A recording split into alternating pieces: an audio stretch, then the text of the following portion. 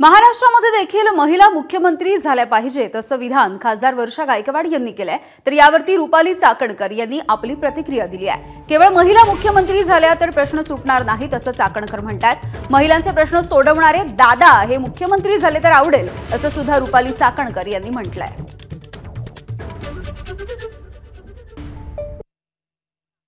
महिला झालं तर आम्हाला त्याच्यामध्ये आनंद होण्याचंच काम आहे। माझ्या पक्षामधल्या महिला नेता आहेत, सक्षम नेते आहेत।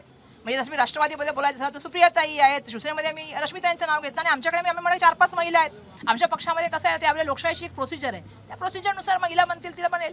आणि असं आहे की वर्षा गायकवाड जे आहे एक काँग्रेसचा कार्यकर्ता आहे, मी काँग्रेसच्या कार्यकर्त्यामुळे महिला म्हणून एक भूमिका मांडली। वर्षाताई म्हणजे मुख्यमंत्री महिला व्हावेत हे आमच्या महिला भगिनींना वाटतं, पण केवळ महिला मुख्यमंत्री झाले म्हणून प्रश्न सुटणार आहेत असंही नाही।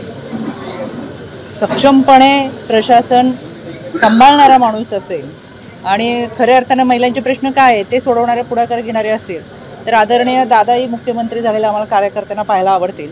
दुसरी गोष्ट, जर इतर पक्ष संधी देत नाहीत असं वर्षाताईंना वाटत असेल तर इथून मागचा सगळा काळ हा काँग्रेसचाच गेला, तर त्यांनी आतापर्यंत महिला मुख्यमंत्री द्यायला पाहिजे होते। एबीपी माझा, उघडा डोळे बघा नीट।